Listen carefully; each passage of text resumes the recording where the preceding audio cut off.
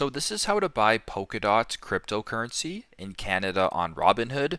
Once you guys open up the Robinhood app, go to the bottom in the middle and select the magnifying glass. Once you're here, at the top where it says search by name or symbol, just go ahead and start typing in Polkadot, or you can type in ticker symbol DOT or DOT. Once it comes up, you can then select it, and then at the bottom press buy.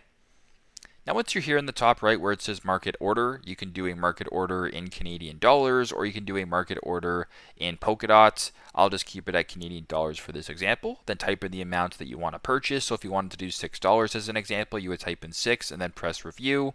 Then you can review the order by checking how much Polkadot you're buying, the fees, as well as the total cost. And if this looks good to you, you can go to the bottom and swipe up to submit the order. So that is how you guys can buy Polkadot cryptocurrency in Canada on Robinhood. Thanks again for watching and hope this helps.